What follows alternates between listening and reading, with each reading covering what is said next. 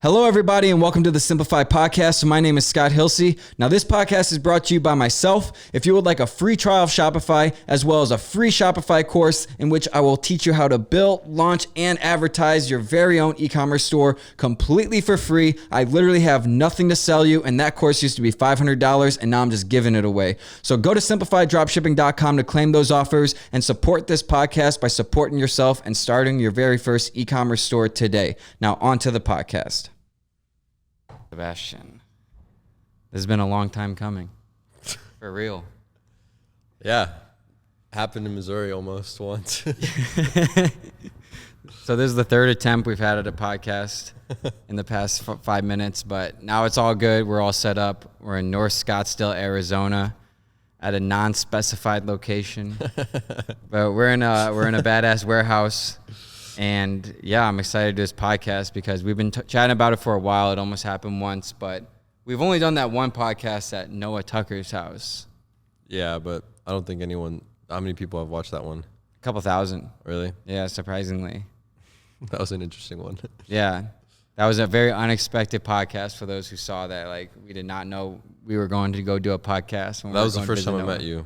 Yeah. We had just met. We just figured it out. I can't remember if we met at that townhouse or if we met somewhere beforehand. No, I picked you up. You picked me up in the BMW. Yeah. Yeah. I feel like I've met you before then. Yeah. I really feel like I did. I remember being in Malibu and I was like looking at you, and it was so weird because it felt like I was looking through a screen because I've seen you on like YouTube so much, especially with like how cameras are. It's like focused down on you and it's like kind of blurred in the background, similar to how the eyes do that, especially in like that type of sunlight. But yeah, that was a fire trip. Like, have you ever considered moving to Los Angeles at any point in your life? Yeah, when I was 17. Yeah, and did you? I wanted to. No, never moved there. What made you want to like move there back then? I wanted to be around money and luxury, and that LA was like the epitome of money and luxury at the time. So at the time, was Arizona pretty wealthy, or has this been like a recent boom? No, Arizona was good, but in the last 5 years, Arizona has really popped off. Like the construction and there's a lot of new restaurants, a lot of new things to do, a lot of people moving here with a lot of money, a lot of cars. But it's always been pretty good, but recently it's gotten really good because people that are leaving from California are coming here and stuff. Yeah, I'm sure like you've seen the development like crazy because you moved here when you were 12, right? Mm-hmm. And then where were you before that? Detroit, Michigan. Mm-hmm. For all 12 years? Mm-hmm. Interesting. I didn't know you had spent that much time in Detroit. Yeah. What was that like? In a little town called Ann Arbor or Ypsilanti. We moved around, but Ypsilanti was where I spent a good majority of my childhood. Ann Arbor, it sounds like a place that'd be on the ocean or the lake. Was it on like a big lake? It wasn't, no. I mean, there's lakes all over Michigan, but it wasn't one of the 5 Great Lakes. Was it a pretty small town? Not Ann Arbor. Ypsilanti was, yeah. Pretty ghetto area. Yeah? What brought your parents over there? Because they came from Romania, right? Yeah, so Romanians congregate, and so they moved together out of Romania, and they moved to a few different cities. And when that all happened, like 20, 30 years ago, they picked a few cities, and Detroit was one of them. California, Riverside was one of them. Chicago is a huge one. Orlando, Florida. Even Atlanta has a Romanian community. And then ever since then, they've trickled into cities everywhere, but they just moved together. And Detroit, because my dad was doing trucking and construction, so there was opportunity in Detroit, and there was a lot of Romanians there already, so they wanted to stick together. Do you ever think about going back to, like, you've been to Romania, right? I haven't. You haven't been to Romania? No. What's stopping you? I'm gonna go very soon with either my mom or my girl. Gotcha. So yeah, I do want to go because I feel like it's not right that I haven't been there. Right. I'm shocked that you didn't go when you're like traveling for like a month. Before. Yeah, I was traveling on this side of the world, but when I went to London, it was for business, and I didn't have time to explore Europe. So you've never really done international travel at all? Only in London. Wow. Yeah, and then Canada and Mexico and Hawaii and stuff on this side, but yeah, only London in the European area. So I was talking to you about how I might like go to a bunch of countries for a while. Like, do you ever see yourself doing something like that? Yeah, absolutely. And yeah. When do you think you would? I've been saving that because I could have gone on a Europe trip, and I've procrastinated it purposely because I want to go with the girl of my dreams. Yeah. Yeah, because I want to experience all of that for the first time with her. That's a great point. Jay Rich just messaged me. It's funny, I posted a picture of Scottsdale and I was like, interesting place. And he responded, he's like, bro, why are you still in the States or something like that? He's like, you got to go and explore internationally. And I think it's that exact thing. It's just like, it's one thing to go on international travel with yourself. It's one thing to go on international travel with like your buddy. And it's a whole different thing to go on an international travel session with like a girl you really care about. So, I mean, such as him. I mean, he went with his wife. Yep. And so like, especially like even just having someone there with you, like it's kind of like the buddy system, because some crazy stuff can go down on overseas. Yeah, absolutely. And it's an amazing experience, obviously, and it's going to be a lot of new information and a lot of beautiful sights to see. And anything that makes like experiences can be so much more amazing depending on who you're doing them with. So if you're doing something like if you're in Switzerland and you're doing it with somebody that is really annoying that you hate, it's going to ruin everything, right? Because they're going to drag you down. And it's the opposite if you're doing it with someone that you like are deeply in love with.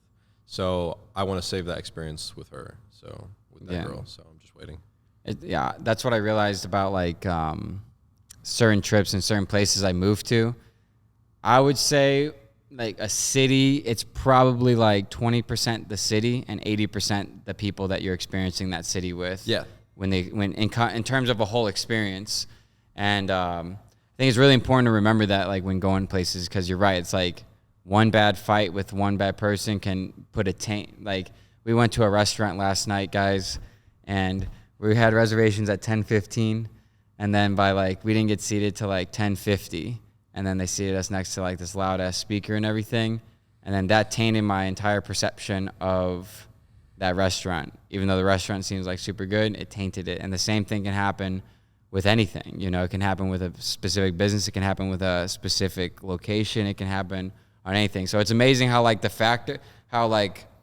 how we think of certain things, a lot of how we think about that is based on factors outside of that location or thing in itself. Yeah. Or like a first impression. Mm-hmm. Yeah. So when you came over to Arizona, you still remember that? Like that's probably when your memories were really starting to get ingrained. Yeah, I remember it very What was the transition like? It was interesting. It was new. I didn't really have a say in it. Obviously, I was 12 or 11 or 12. My mom moved here because a lot of her side of the family lives here, and a lot of my dad's side of the family lives in Michigan. So she wanted to be closer with all her brothers and sisters, and I had to just get close with all my cousins here. I have cousins everywhere, but it was an interesting transition, but it was great. I loved it. Like Arizona was cool from the get-go. It was just Arizona culturally is a little bit like further ahead, like it's faster. So I had to catch up, and then once I did, it was fun. Yeah, definitely.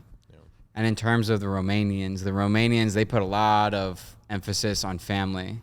Yeah. I've noticed, and huge families. Like we were talking, how many cousins do you think you have? Okay, if we're talking just cousins based off my grandma and their kids and all of their kids, probably like, I want to say like 50 cousins. Yeah, just like blood cousins that I could call up and they know who I am, and it's like, what's good? And then cousins like through like marriage or like just related to through marriage or just cousins of that sort, hundreds. Yeah. Hundreds and hundreds. A lot of them. Because your cousin Robert, you're saying he has 16 brothers and sisters, He's one right? of 17, yeah. So what is it about like the Romanians that it seems really consistent? Large family, lots of love. 17's an outlier. Oh, it is? 17 is an outlier.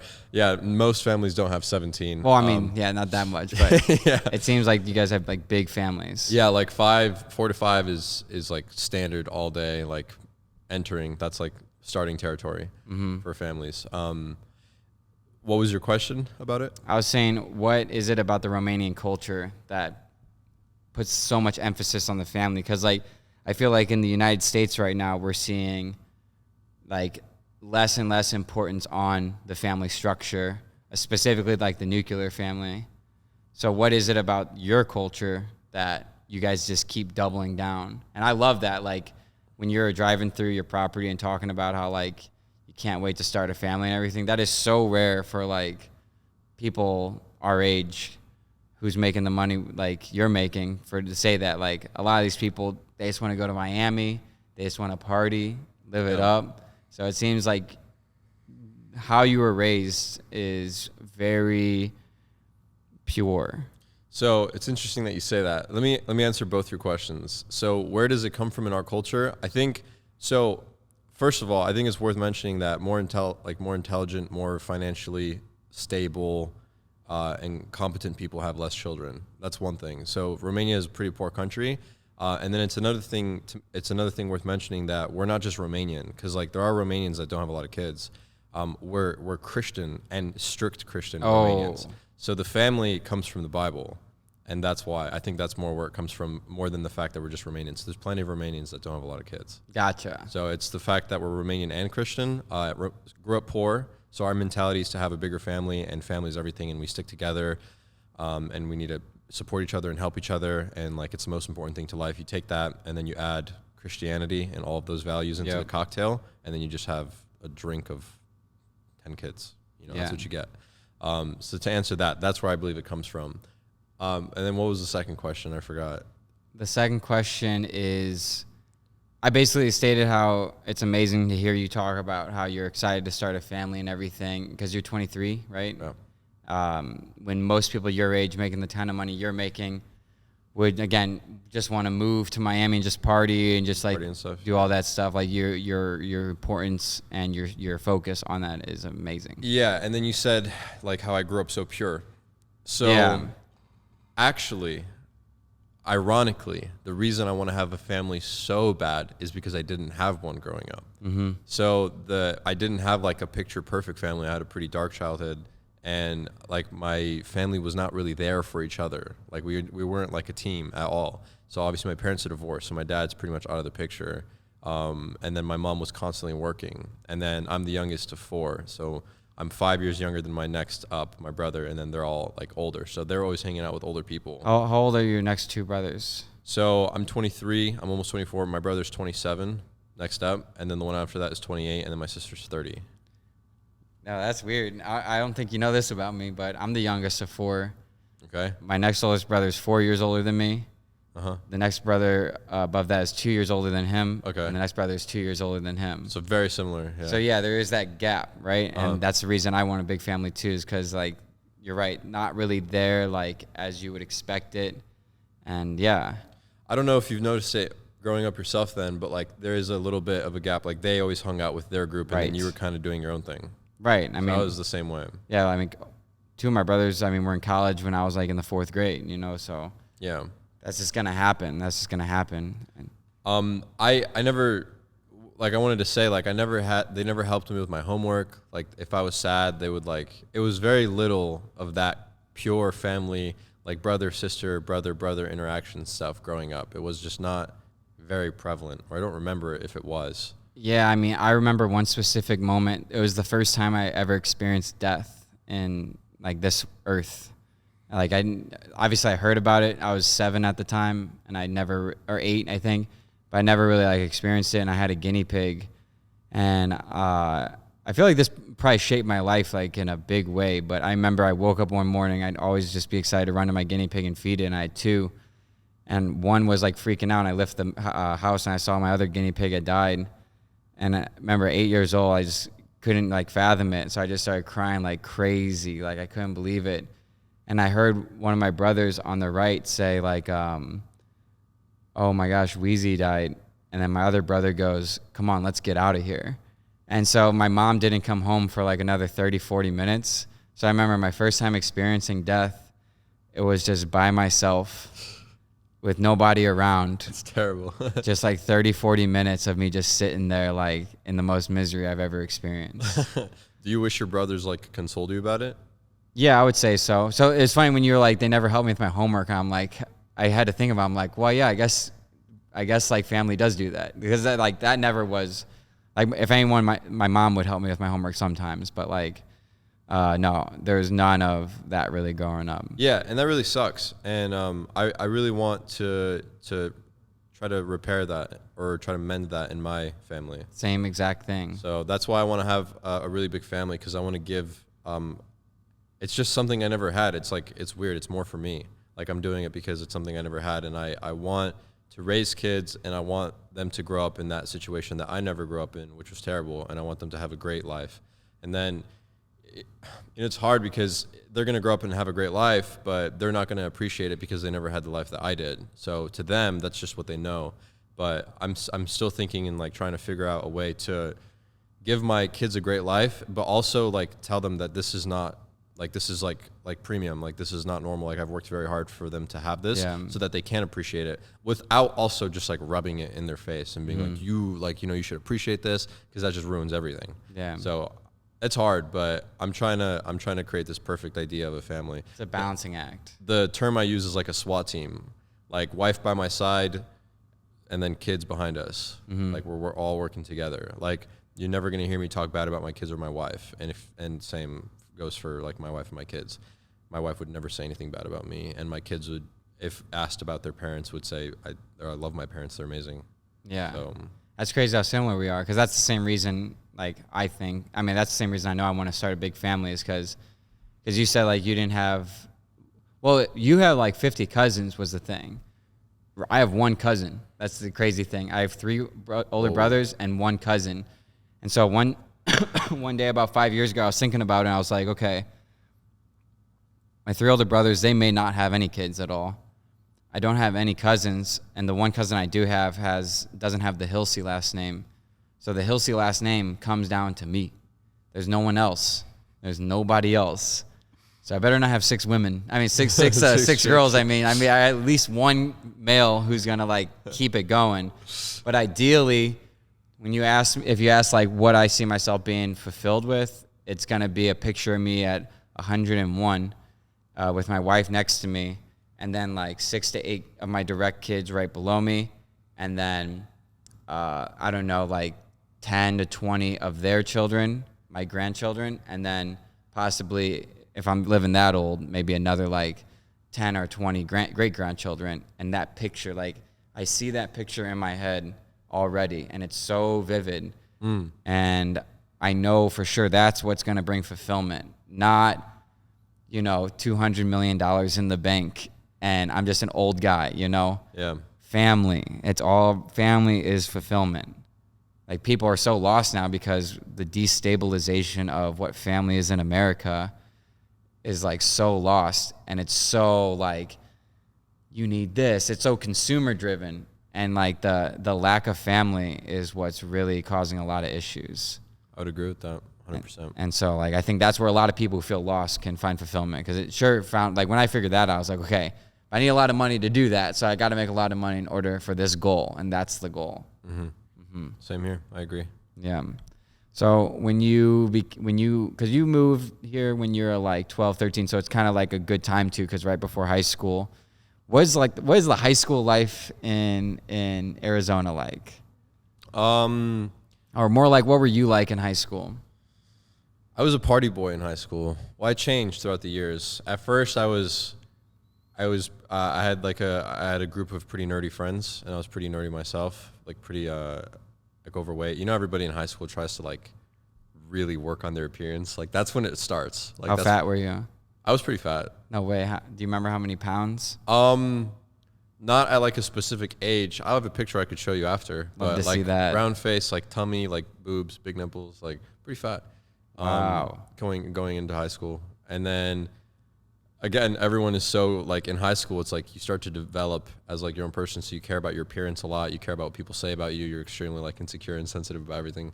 At least for me, I don't know. Maybe not everyone's like that. Everyone's like that. For sure. Probably.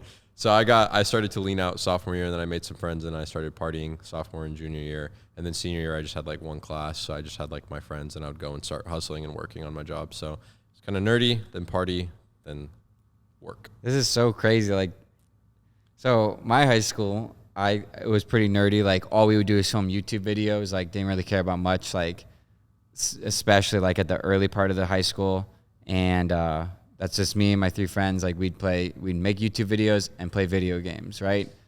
And then I got pretty fat. I got pretty up there, like to 190. And then I got that surgery on my chest. I slimmed down, and then I started partying and like having the confidence to, like, say, talk to girls and everything like that. right around senior year of high school. So Okay. it's really interesting what I'm finding out about you is so similar to. Yeah, we are quite similar, huh? Yeah. Yeah, I'd say the first confident boost was like sophomore summer. Sophomore summer That for was you. my first ever like taste of like, oh, okay, this is kind of cool. I have Yeah. some girls that look at me, they call me cute, like people want to be my friend. So did you slim out and then you had that summer, or that summer made you slim out? No, I slimmed out. Confidence came after. It always does. Okay, yeah. I'd love to talk about that because that is so clear that there's a direct correlation between, for most people, you know, 99% of people, confidence and a body appearance.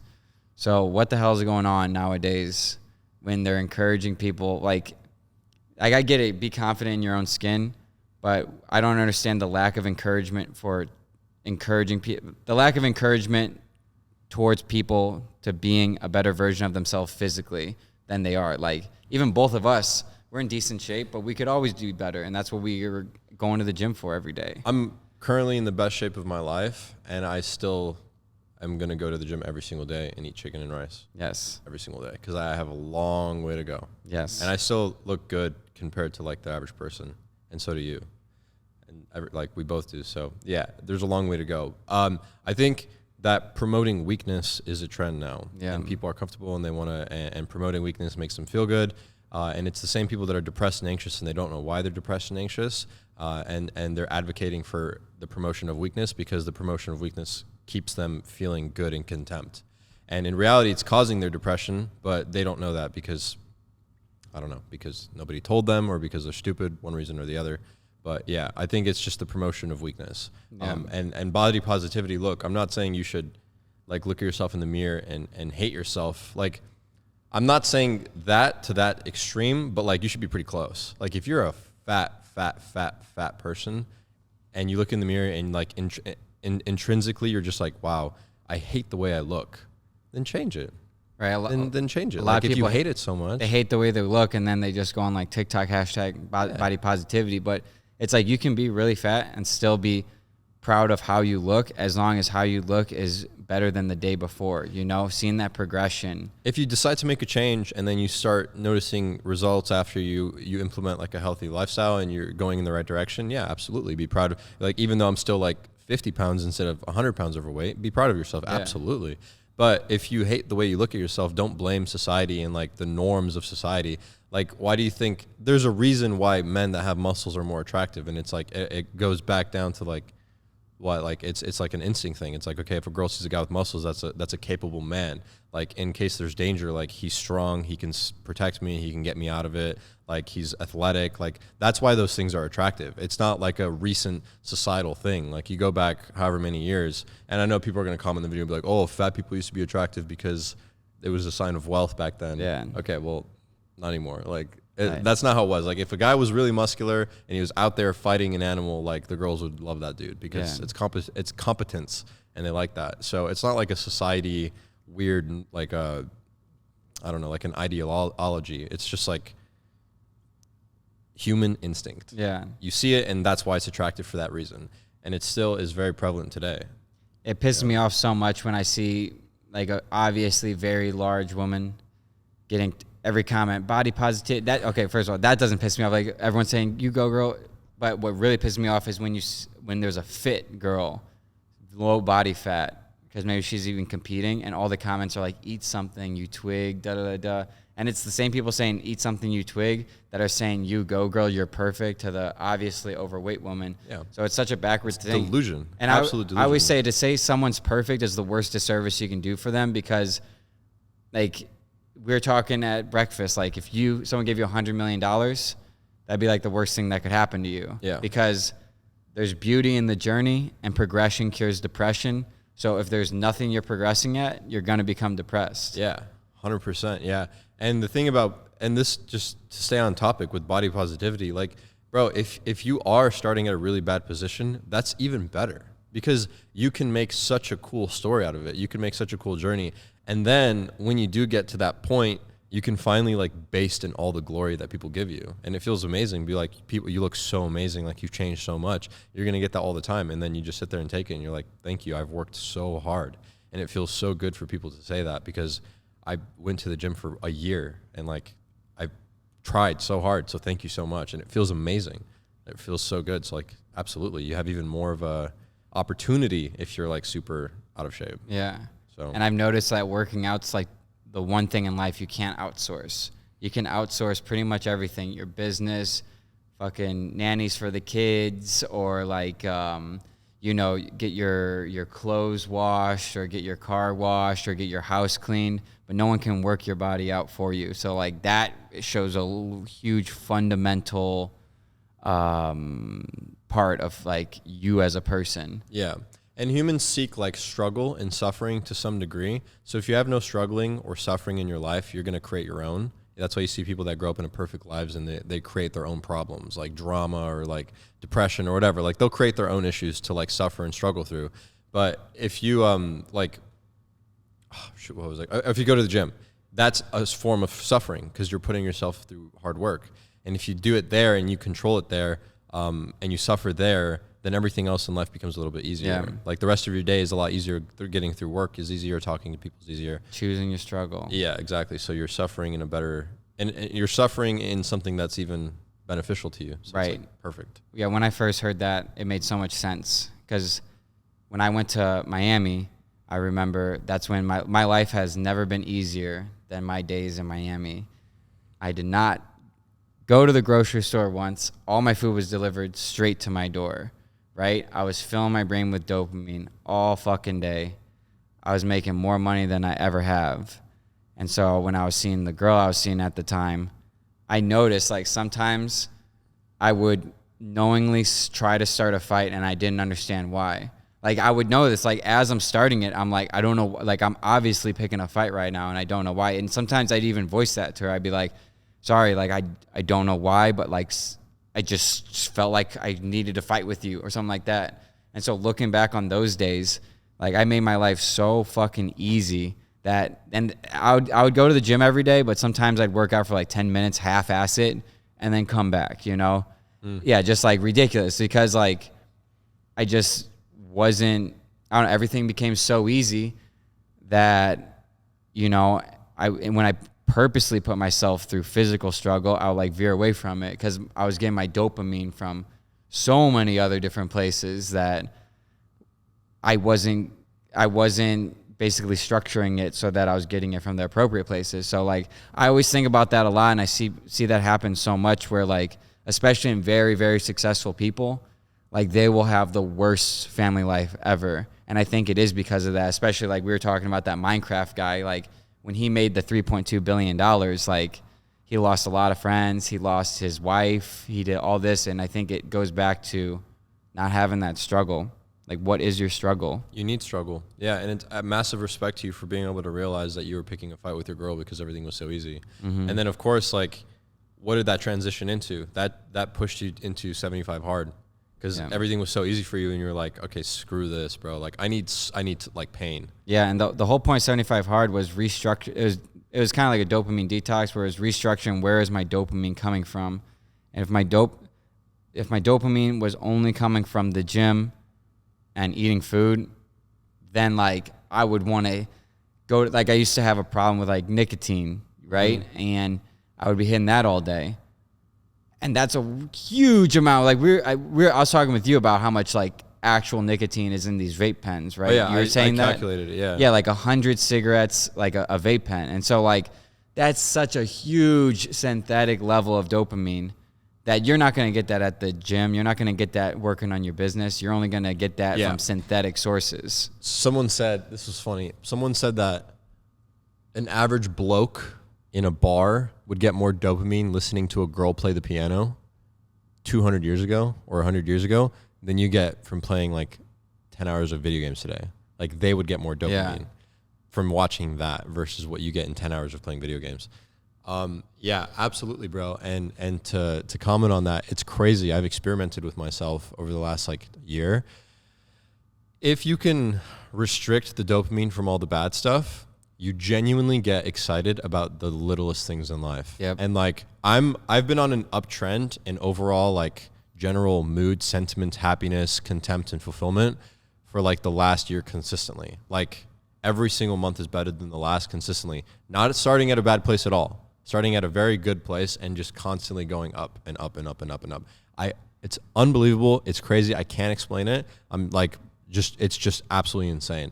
And I think it's because I stopped getting dopamine from all these terrible places, and for other reasons as well. But if you stop, then you'll start to get excited about little things like banana oatmeal. I tweeted about this, like no Nick, no drinking, no nothing. I go to bed genuinely excited to wake up tomorrow and eat banana oatmeal. Bro, excited, like really excited, like in bed smiling about it. And I was like, why? How can I be this excited about oatmeal in the morning? And it's just because I get dopamine from the oatmeal. Yeah. And it's like, I can't wait. And I'm not getting it. I'm not getting plentiful amounts from everything else. So I just can't wait for that. And it's funny, like it's cool. And you can program your brain to get that same excitement from working on your business, working on your creative endeavor, all that. What you were saying, it makes, if you lack motivation to do something like start a business, which is boring, or read a book, which is boring, more boring than jerking off or like eating a piece of cake or whatever else. Milkshake. Yeah. If you stop all the bad stuff, then all the boring stuff becomes a lot easier and more exciting. And that's what everybody needs to do. It's your meter. If your meter keeps popping up way the hell up here, when it's supposed to naturally come way down here, your brain's not going to really care about the stuff that it's going to go for that synthetic stuff. And that's why like people who do heroin, it's like almost impossible to get off heroin because talk about a dopamine spike. Can you even imagine what heroin's like? You want to find out? Just kidding. Yeah, I've never had even the slightest interest to do any of those hard drugs. right. Me neither. Never had even close. I don't know why. I mean, yeah, I've been the same way. I had an experience called depersonalization when I was 18, where I smoked my first bong hit off of a weed bong, and I stopped, and then for the next 3 months, I didn't understand anything. Like, I wasn't smoking at all. I wasn't even drinking because I was 18. But like, I remember I would be, say like that apartment we went to, I'd walk into that apartment and it would feel like this is the only place that exists on the entire world. And we're just floating through the universe in this little space.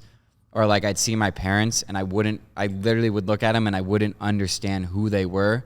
I'd go to my girlfriend's place at the time and it would felt like I'd never been there before.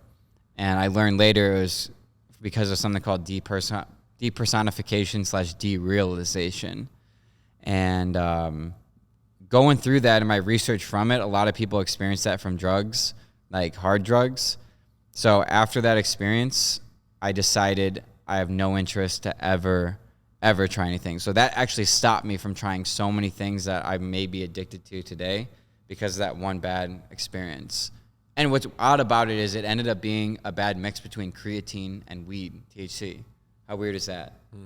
Off of an off-chance conversation I had with someone at a library. Because he said it happened to him when he was on creatine. I just had started creatine right before that happened. Interesting. So that was a very negative experience? Super negative at the time. Earth-shattering at the time. Like, I was this close from going to my parents and being like, I'm pretty sure I'm going schizophrenic and I need like actual psychiatric help. Because can you imagine if I did say that and I ended up getting put on like psychological pills, how different my life would be right now? You probably wouldn't be here right now. But literally it was just some guy in the library, and I got paired with him for some project at school, and he asked me if I smoke weed, and I was like, no. And then something told me to be like, because I wasn't telling people about it, something told me to tell this random guy about it. I'm like, well, I used to, and then this weird thing has been happening, dude. I'm not going to lie, like, I feel like I'm going crazy. And he said, oh, that happened to me too. It's just because I was on creatine. And I'm like, no way, did you just say that? Because I've been taking creatine for 4 months.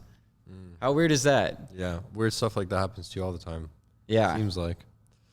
That is weird, though. Yeah, I have no interest in them either. And I used to smoke a lot of weed, but I stopped because I don't like who I become when I'm high. Yeah. But that's not why I stopped, but that's something that I really noticed. Yeah, I just had no interest. I was like, yeah, I'm done with this, like years ago. But you change. I change at least. Yeah. Yeah, I feel like there's two people inside. Mm-hmm. I feel like there's multiple personalities inside, and like taking drugs brings out that person.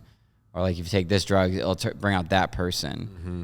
And sometimes sometimes maybe it's good to let those people out, but like it's bad to become that person.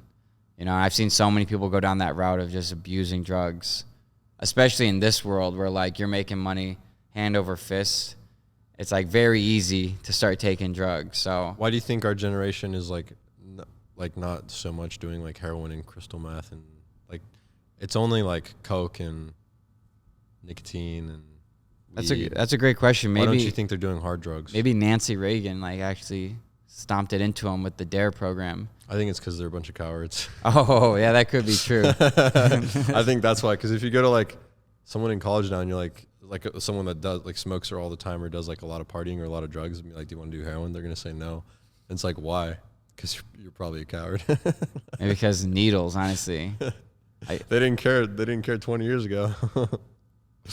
Well, I guess no. So I guess they didn't care. I think AIDS really shut down a lot of the heroin use. Oh yeah. Can you imagine? Because people sharing needles back then. How the hell did we get into talking about AIDS and heroin and sharing needles? I don't know. This took a right turn. Tell me about after high school when you We went graduated. We went from family and children and cousins to the complete opposite.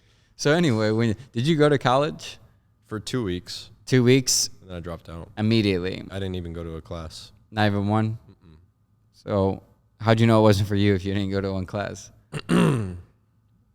Well, I discovered Graham at the time, and I was trying to figure out what I wanted to do. You discovered what? Graham Stephan. Oh, nice. Okay, so the original reason I wanted to go to college is because I wanted to make a lot of money, because it was ingrained in my brain since I was a kid. So I was going to go to become a doctor or a neurologist or a neurosurgeon or a cardiologist or something like that. And that's where I started. And then I was like, I'm going to become like a physician's assistant, but I'm going to do nursing first. So that's where college came from. So I had that path laid out. And then I discovered Graham Stephan right before I went to college. And he gave me this, he was like, you can buy properties, rent them out, save the money, buy more properties, rent them out, save the money, snowball, and then you just get money every month for free. You don't have to do anything. I'm like, why doesn't everybody just do that? Why don't I just do that instead of go to school and like work all the time? And so I was like, I'm going to go to real estate school. And that's when I dropped out of college. And my mom didn't have much of a say because I was paying for it anyway. So she's like, you're going to have to pay for your own college. How were you paying for it at the time? I was just going to have to get loans. Oh, really? I got FAFSA, like government aid and like scholarships for whatever. And then I was just going to get loans for everything else. And my mom couldn't afford it. So how did you get, like, did you have a job at the time? Yeah, I was working at the car wash. Working at the car wash. Did you have like a good credit? No. So these are like probably high. I was going to have to get student loans, yeah. Oh, you used the student loans for the real estate? I didn't, but I was going to have to. Wait, you're asking how did I pay for real estate? Yeah. Real estate was like $900. Not 900. No, I mean like when you started doing the actual real estate, because you went and bought a townhouse, right? Oh, how did I get money to buy real estate and invest in real estate? Yeah. That came way later. Oh. So my idea was, the reason I went to real estate school was I was going to become a real estate agent, sell homes and save my commissions and then buy properties. Gotcha. That's what I was going to do. So that's why I went to real estate school to become an agent. So then I did. I dropped out of college and went to real estate school. And then in the meantime, I was like, how am I going to make money in the meantime? And then I was like, that's when I found dropshipping. That's funny because yeah. When I went to California to be an Uber driver, right? My plan was to get there and go to Keller Williams real estate school and get my realtor license, become a realtor, and then start buying and renting out Los Angeles real estate.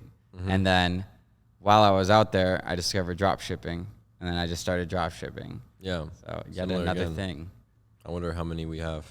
Yeah. So I dropped out of college and then I just pursued. I went down this path and then.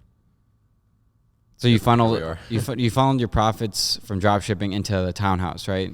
So yeah, I funneled my profits from dropshipping. Well, I was doing a lot of things. So I started dropshipping, and then I started like other brands, and then I started my YouTube channel, and then I started doing affiliate stuff, and all that money I had accumulated over time, I saved up and I put into the townhouse. But it really wasn't too much. Like out of my bank account, the townhouse was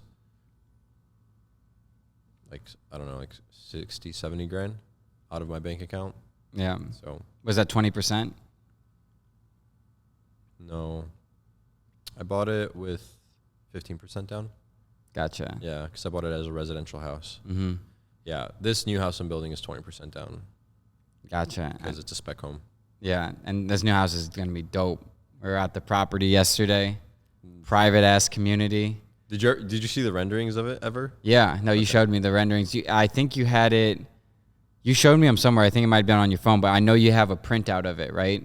Mm-hmm. Yeah, hanging up somewhere. Yeah. So you went and you hired Fernando, the architect, to design it all, and this has been in the works for like a year, 2 years now, right? Almost 2 years, a year and a half. Yeah, almost 2 years. Almost 2 years, and that's going to take about another year to come to fruition. Mm-hmm. And then, like you were saying, it's like you've been working on this art piece, putting the pieces together, finding the people to develop this art, and then once the art's finished, you go into it, or you might sell it. Who knows? Yeah, I think it's a beautiful thing. I think it's really cool if you have a creative mind. I don't know why I'm so like drawn to real estate, but it's so cool to like see like physical stuff and be overwhelmed by it, and then be like, oh, it would be cool if you changed it like this or made it like this.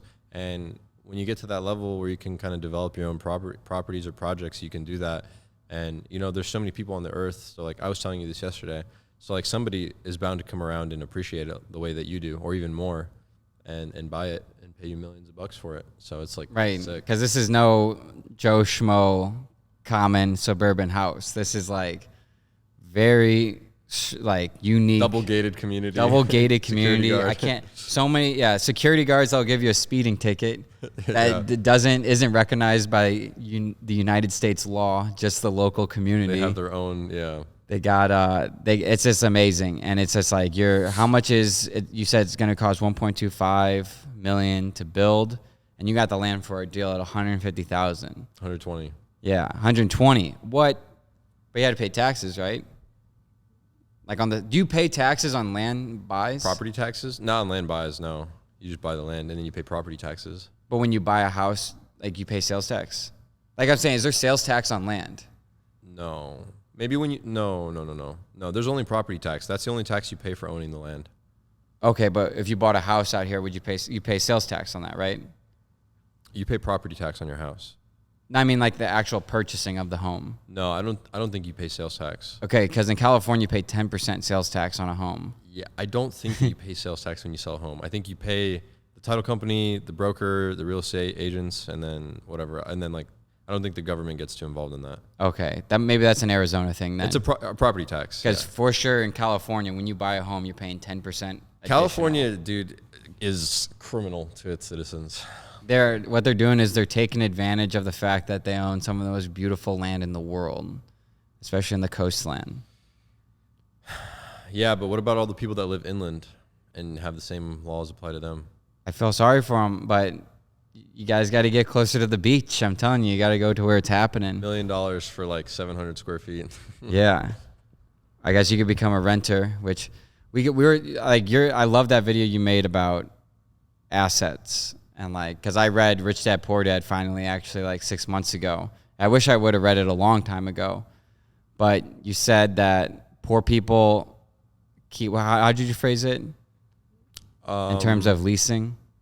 Leasing? You're like poor people allow the rich people, poor people will pay the rich people's tabs. Yeah, with when we were in the truck yesterday? No, when we were at First Watch today. Okay. I was saying that, or like with assets, right? Mm-hmm. Yeah. So the assets generate money, and poor people pay to keep the assets running. That's right. And that gives the assets value, and then the rich people own the assets. Right. And so if you own the assets, they grow in value over time because the poor people keep them running. Yeah. So like businesses or whatever, like, yeah, homes. And it seems like you realize that at a really young age, when some people go their whole life without realizing it. Yeah, I read Rich Dad Poor Dad when I was like 19 in high school. Would you say that had a lot to do with game changer? Oh bro. My gosh, game changer. Because it's like it makes sense. It's so simple, but it makes sense. But yeah, game changer. Yeah, got me in the right frame of mind for sure. If I could go back, I would have read that like way earlier. That's a pretty fundamental book, and it's super easy to read. That should be required reading in high school. High school instead of Fahrenheit 451 or The Giver. I didn't learn much from The Giver. Yeah, I learned a hell of a lot from Rich Dad Poor Dad. Yeah, they don't want people to teach. They don't want you to become financially free though. So why would they teach it in schools? They want to keep everyone poor. Right. Right. And how outdated are schools now anyway? That's Yeah. why we have to create our own. Did I tell you about that? I'm going to create my own school. Yeah, you did tell me about that. Yeah, all my wife is going to be a teacher there. All my family members, aunts, uncles, cousins, and like friends that I trust, I will know every single teacher in there and what they're teaching. And the classes will not be anything like the classes in school today. Mm-hmm. It will be its own thing, and we will breed a generation of superhumans that will like lead the world. What do you hope what do you hope for your children? That they accomplish amazing things, that they accomplish things that are way beyond them, whatever it is, no matter what it is. That's all I care about. I don't care what they do, but if he wants to be a swimmer, I expect him to be one of the best on the planet. If he wants to play violin, I want him to produce symphonies for whatever. You know, I just want it to be great. I want them to be great. But I want them to do whatever they want to do that makes them happy and fulfills them. I want them to have families and have kids. Makes sense. Yeah, but yeah, I want them to live a life of adventure and progression. Yeah. And substance, not to just sit around. I'd say that's a good wish to have for sure. That's right? pretty much it. Yeah. That's all I want. And I feel like having your own school would definitely set the foundation up for them to be able to accomplish that. Because belief in oneself, I would say, is the most important thing of everything. And that's so, one like, of the things we'll teach to customize that in the school.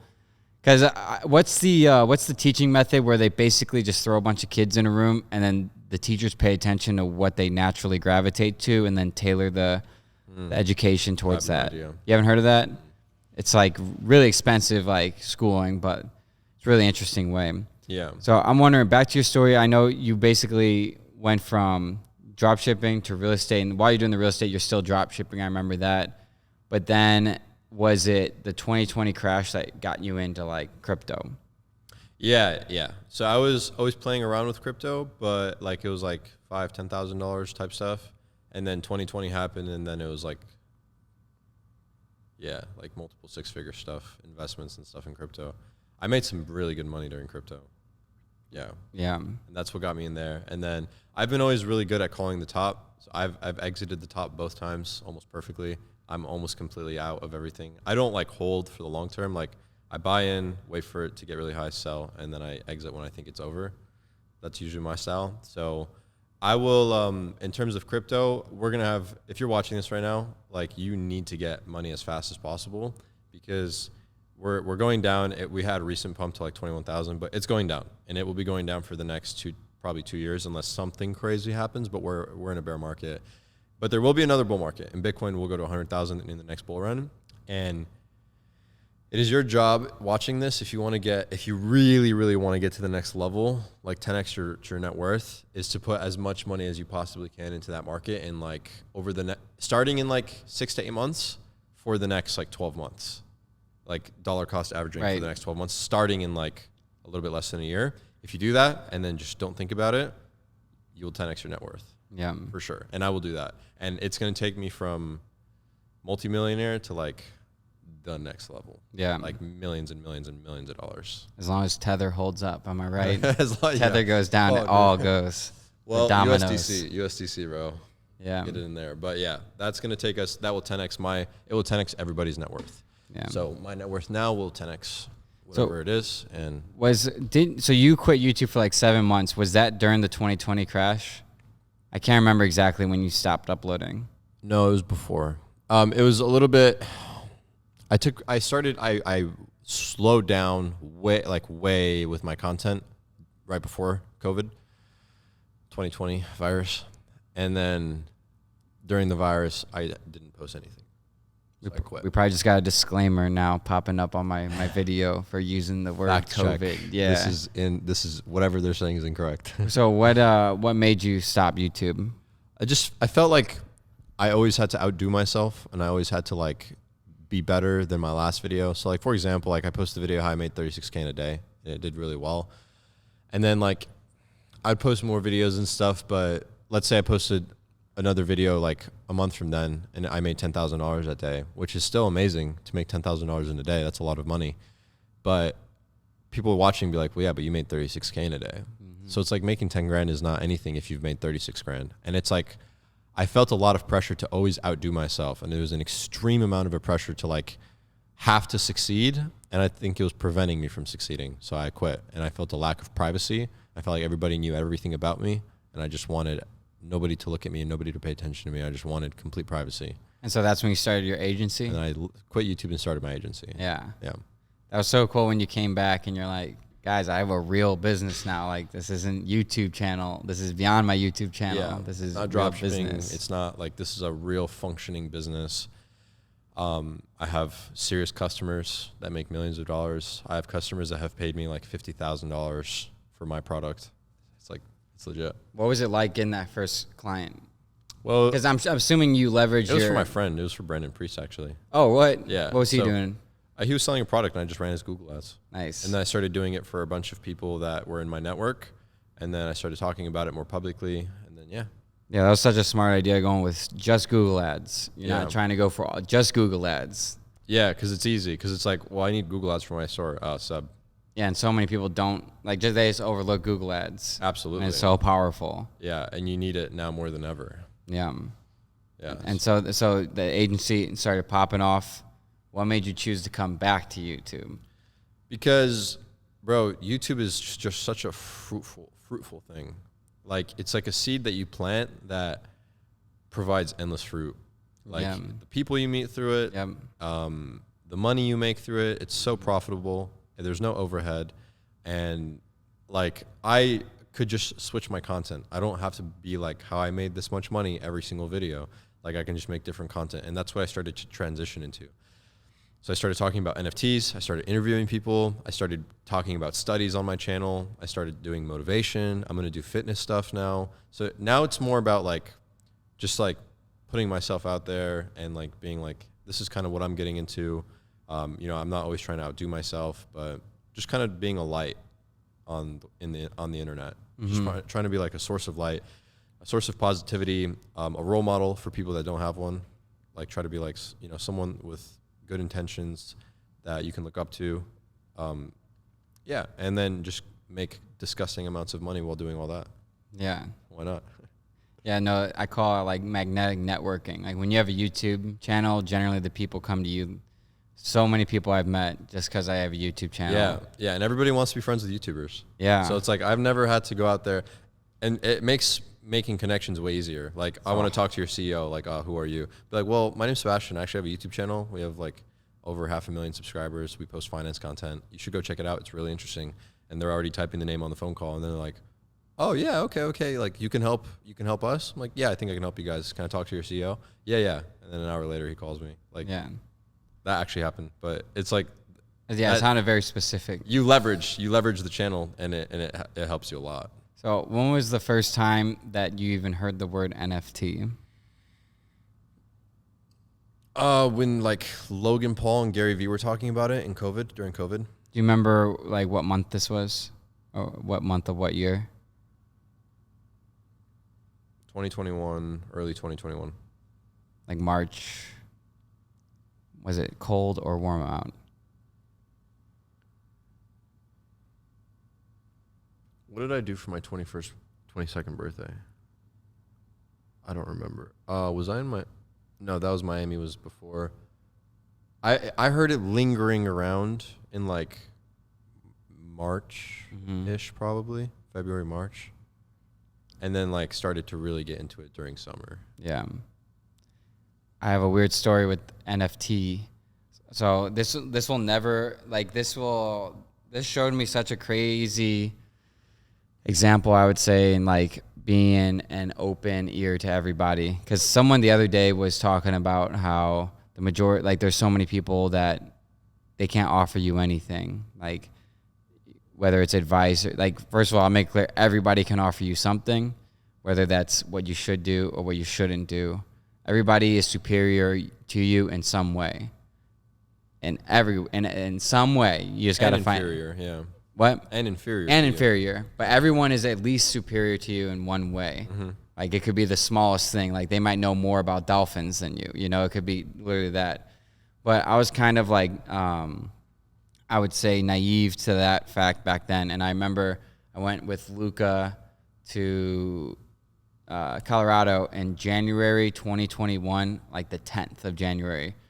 And I remember I I met this girl who I've known for 9 years, but I hadn't met her in person. And while we're out there, because she's like into the art community a lot, and she was like, "This is crazy right here. Have you heard of this before? It's called NFTs." I go, "No, what is it?" And she goes, "It's like they put their artwork on like the blockchain, and it allows you to buy that artwork's ownership through the blockchain." She said something like that. She's like, "Yeah, my friend just sold his painting for like $360,000. My friends are selling like their art for like hundreds of thousands of dollars."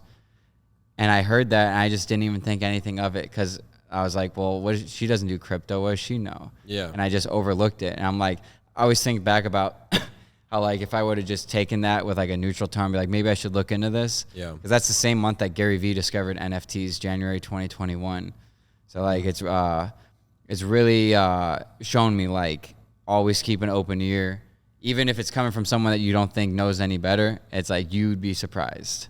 So my friend Brandon, he called me and he was like, "Yeah, I'm going to drop an NFT collection." I was like, "What are you up to?" You know, he had an agency. He's like, "Yeah, I'm going to drop an NFT collection." I'm like, okay. Like, I was like, cool. And then I saw him post about it on Snapchat, like the development and stuff. And then I was thinking about it because I started hearing about NFTs a lot. This was like more towards summer. And I was like, they're not going to sell out. They'll probably make like 15 grand or 20 grand or something that day. And I was curious. And I was like, hey, like, let me know how it goes. And then I saw on his story, sold out in 17 minutes, 1.4 million. Wow. And then I called him. I'm like, you guys, what? You guys sold out? He's like, yeah. I'm like, so how much did you make? And he's like, 1.4 million today, or like in 17 minutes. And I'm like, what? I'm like, bro, what? Hold on. I was like, back up. What do you mean you sold out that fast? And then like that kickstarted everything. So that was like, did he launch the project in like April? It must have been, I don't remember, bro, honestly. Okay. It'd be just a random guess. But just going off what you're saying, yeah, like I didn't take him seriously. I should have. Yeah. But I bet you did after that. after that, I drove over to his house and I was like, tell me what you're doing. Wow. And then not even a month later, I interviewed Brett, and then that video has over 1 million views now about NFTs. Wow. So, yeah. Wait, so did you know Brett before? Like, how did you meet Brett? I met him for the first time at dinner with Brandon. He introduced me. Brandon and Brett went to high school together. Oh, and then okay. He introduced me to Brett. Very smart guy. And then I interviewed Brett because he was making like $50K a week trading them. And I was like, tell me how you're doing this. Wait, so Brandon went to school with Brett. Uh-huh. They're both from Kansas City? Mm-hmm. I didn't know Brett was from Kansas City, too. That's incredible. Yeah, everyone is, apparently. Apparently. It's such a small world. Yeah. Why Kansas City? Kansas City right now, it's like a big tech hub, Okay. for sure. It's like the tech hub of the Midwest. Well, they grew up there, so. Right. So they're kind of in like the culture, I would say, of innovation. So they probably had innovation like programmed into their head to be open to that type of stuff. Because the same thing, I would like snicker at like NFTs. And then it was really interesting to see how things went down because when the shit coins started blowing up, those profits just rolled right over into NFTs, it felt like. And then that, like the summer of 2021 to like the end of 2021, we'll be telling our grandchildren about that because that is such a weird time in history where like, you know, celebrities are changing their profile pictures to the Bored Apes and stuff, cartoons, and people think that they're doing it just because they're part of the community when really they're getting handed like $400,000 behind in cash plus the Bored Ape and all that stuff. Absolutely. Very, very interesting time. Yeah, that from 2020 even until now have just been like outlandish years. I feel like we like entered a different dimension in a way, or a different like timeline.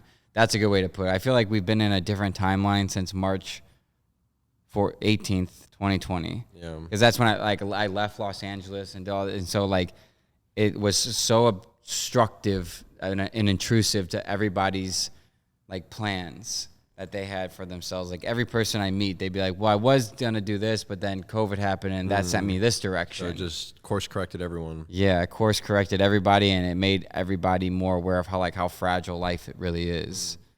Because were you scared of the virus right when it popped in?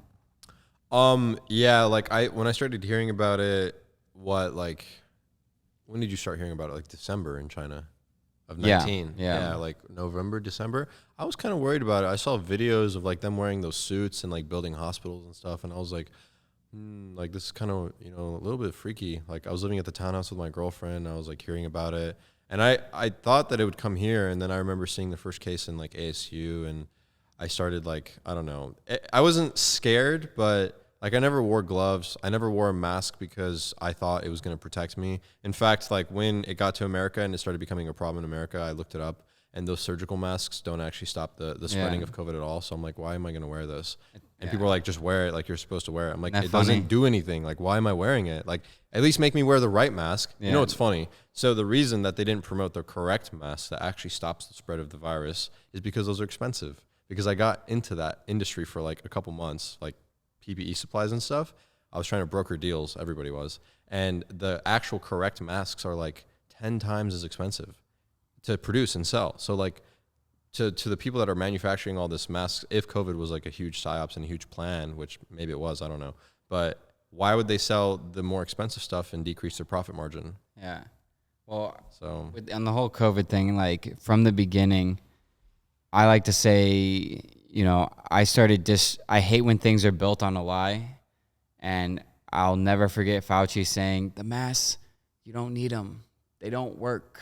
It's not an airborne virus. And then once they collected enough N95s for like the medical community, then they're like, no, you need to wear a mask. And so like from the very beginning to lie about something like that, I'm not trusting anything like from anybody anymore. Because if you're going to lie about it right now, you're going to lie about other stuff too. Yeah, and even though his motive was like to secure enough for the medical community, it's still a lie, showing that this guy is willing to lie. So why the fuck am I going to assume now he's going to be telling the truth? Yeah. You know? I wasn't worried about it. And then as time went on, I got more and more fed up and annoyed with it. And then I got COVID, and I just went through it. And I was like, okay, this is a sickness, and it is a little bit worse than the flu, but it's like nothing that what they make it out to be. Not even close. So did you lose like your taste or anything? For like 3 days. Yeah. It's weird. Some people have never gotten it back. Yeah, Cade, my assistant, never did. Still not. Yeah, but like he tastes stuff, but like it's just dull. And how long has that been? Probably like 6 months at least. Man, so 10 months. Whatever they're whipping up in that Wuhan lab, fucked the world up for sure. That's definitely not natural, huh? It's definitely not natural. It's clear it's not natural. But, you know, I don't want to get this podcast banned from the fucking internet. You think they'll take it down if we talk about it? Nah. But, like, we'd have to say something worse. Like, what can we say to get this podcast taken down? Let's not think about it. This is a good one, So what are you working on right now?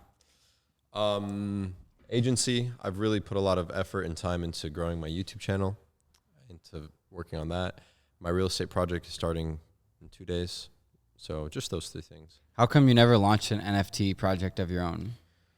Because I have enough on my plate to deal with, and I could launch an NFT project and make $2 million, but what difference does $2 million make in my life right now? Like, it's a good chunk of money, but it's not life-changing for me.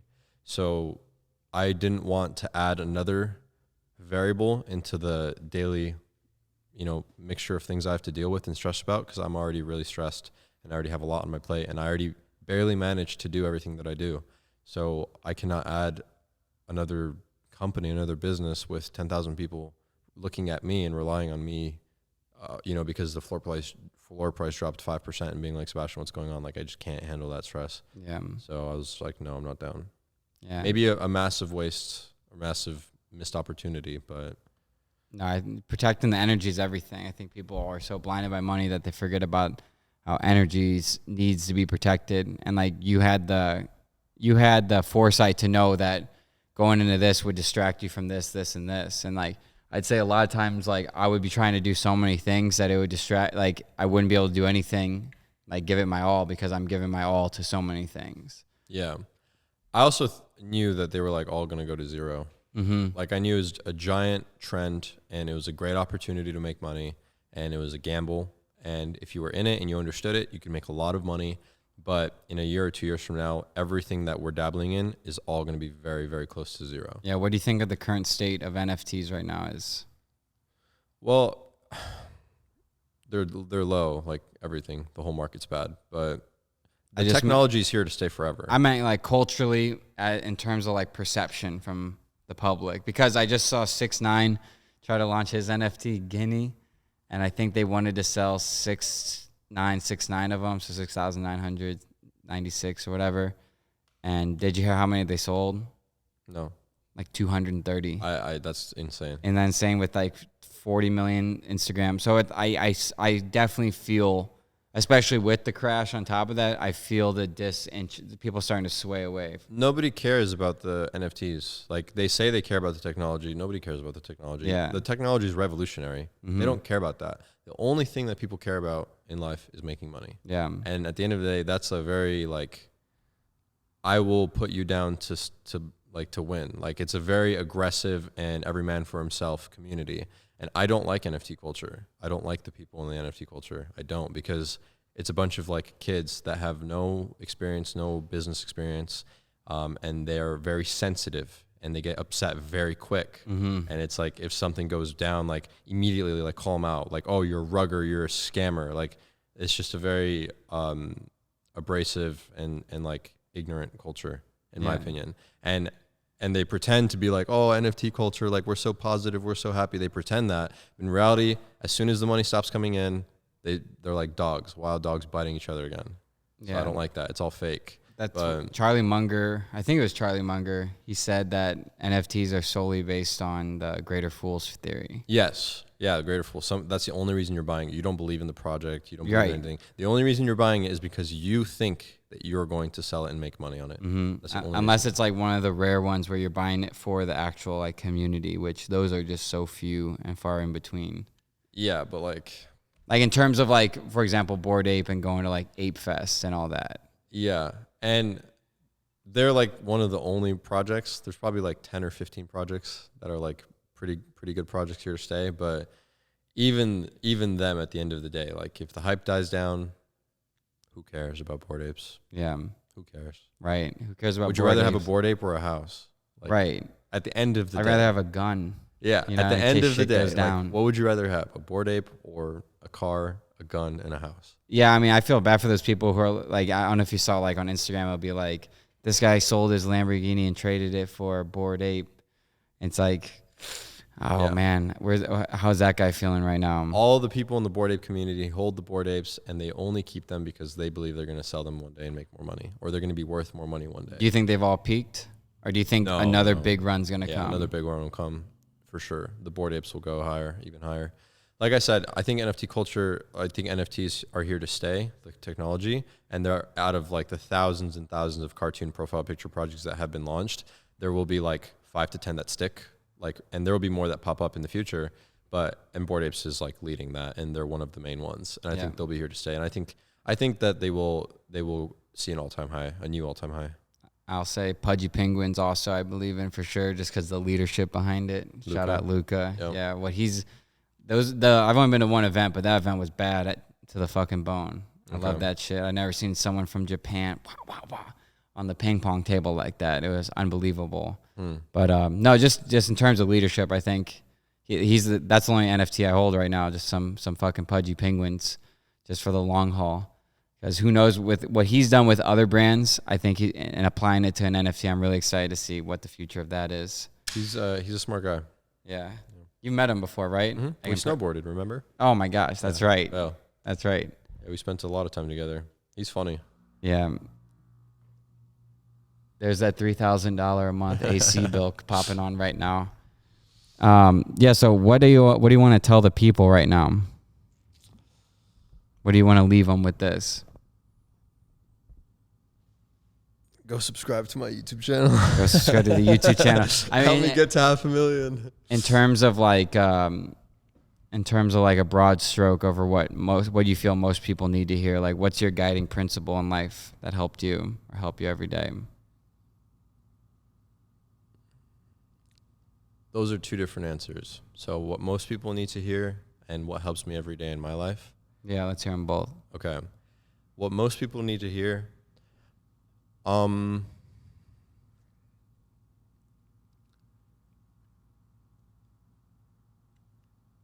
I think that most people are very, very capable of accomplishing everything that they dream of and so much more.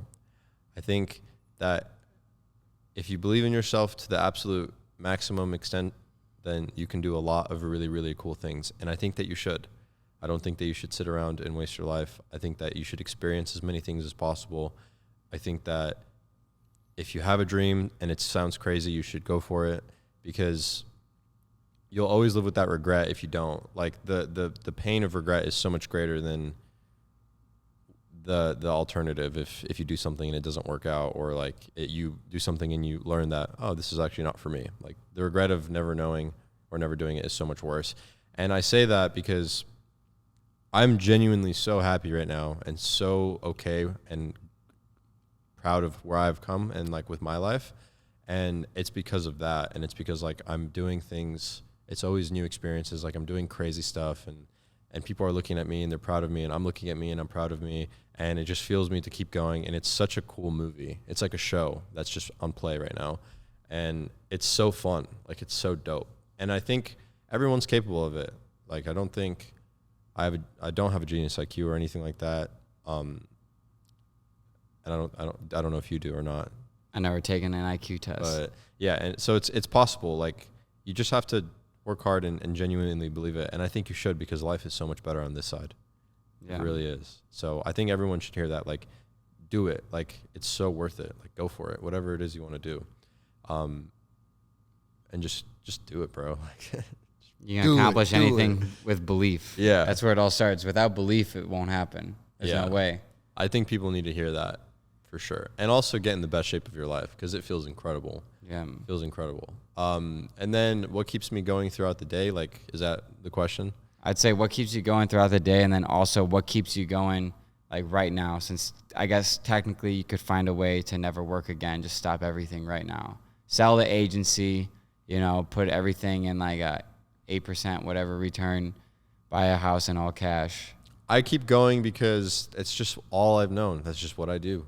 It's just one foot in front of the other. That's just what we have to do. It's not like I look up every day and there's one source of motivation. I'm like, and I have to go cultivate it and like tune into it and like get my fuel from it. There's nothing like that. It's just like discipline and habit to just keep going one foot in front of the other every single day.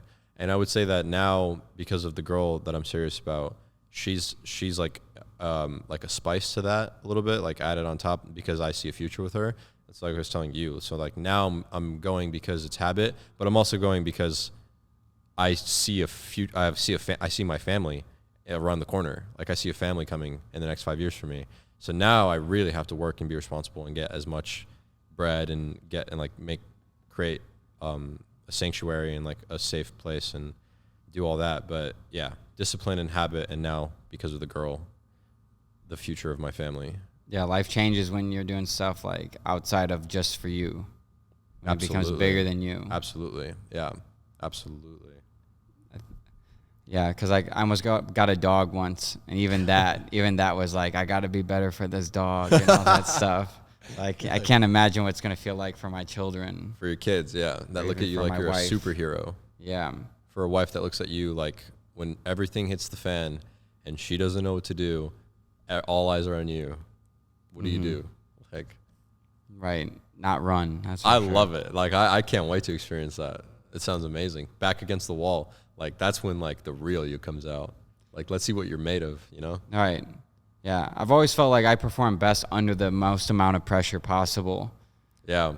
Like, when something has to be done in, like, 2 days and I was supposed to start it 3 months ago, I'll finish that fucker in 2 days, and it'll be great. I'm similar, and I have a story. I won't get into it because I think you're trying to wrap up. But no, get into it, because I'll combat it with a story. Okay. So I was doing my house and trying to get a loan for it, and I started this before all the rates increased. So my rate on my loan is very good, and it's a large loan, so this makes a big difference. And I basically was going back and forth with the city and getting them to approve my plans, and I can't get a loan locked in until I have approved plans by the city and by the HOA. And so we got to the point where I had 14 days left to close on my loan, and I got approval from the city, but there was one typo or correction that had to be done on the plans, and I had to resubmit it. And every cycle to the city is a 21-day cycle. It goes through one girl, then they submit it to the engineer, then they submit it to like this person. They both stamp it, send it to one more person that reviews it, and then they send it back to me. So it would have had to go through 2 more cycles, 42 days, in order for me to get the final approval on my plans. Eesh. And I had 15 days to lock my rate at 3.5%. Otherwise, it would have been 6%. And that's a huge difference. Definitely. So I needed to, I went into the city and I was like, hi, I need to talk to someone. Jessica, your name is Jessica. Hi, Jessica, I'm Sebastian. You're going to help me. Like, I have 2 days to do this. Like, I have until the weekend. Like, I have to get this done. So I was like, explain to me the entire process of how this works. I submit it to you. You look at it, and then you send it to this person, and then this person sends it to this person, and then this person sends it to this person, right? And she's like, yes, that's how it's going to happen. I'm like, okay, here's the corrected version of this. I'm giving it to you now. Okay, give me the cards of everybody that's through this process.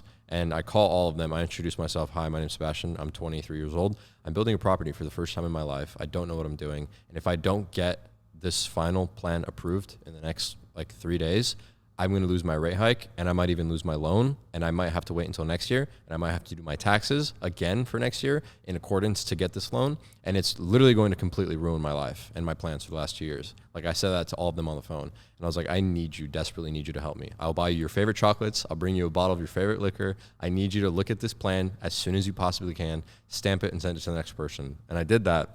And I got everything done in 2 days when it should have been a month and 10 days. Wow. And then I sent it all back to the bank and got everything done. So it was like that pressure. Otherwise, I wouldn't have done that. So, and it worked. Yeah. And now we got locked in and funded, and everything's good. Yeah. So many people would not have even attempted that. They would got to do what you got to do, bro. Just been pissed in their house, put the fist up, you know? I was pissed, but I channeled it. Yeah. Yeah. So I would say mine would be like, when I was moving to Los Angeles, I don't even know, maybe the 3rd time, I had to develop like the 3.0 version or the 2.0 version of my simplified dropshipping course. And like, I was moving the next day, or I was doing like 7-hour days. I'd work on it for about 7-10 hours, but that last day I was moving the next day. So I had to crank it out. And I remember I started at like 10 a.m. and I finished it finally around like 9 p.m. So like 13 hours, but like, I was so locked in. I think I might have told this story on another podcast, or maybe I don't think I've told you this, but I was so locked in and so going off the walls because I wasn't eating anything at all that I decided I didn't even want to take time to go out and take a piss. So I just kept pissing in this gallon water bottle in the corner and then opening the window and then dumping it out onto the rocks. Sorry, Jesse. That was the house I was living in. But yeah, it was just like, I feel like, because I had like a month to finish it, and then I chose like the last like 4 days to just crank it out, and then I just got locked in, losing track of time, just finished it, and then moved to LA the next day. Yeah. When you got to get something done, you figure out a way to do it. Yeah. That's very true. They, I forget what principle that is, but it's basically saying like if you give a group of people 2 weeks to do a project, they'll take 2 weeks, but if you give them 2 days, they'll finish it in 2 days. They'll find a way. That's why Elon Musk's puts like ridiculous deadlines on all of his. Yeah, and he never hits them. Yeah, almost never hits them. Yeah, exactly. But he still moves way faster than he would have. Yeah, so. Very true. Well, all right, I think this is a good place to wrap it up. I'm so glad to be out here in Arizona.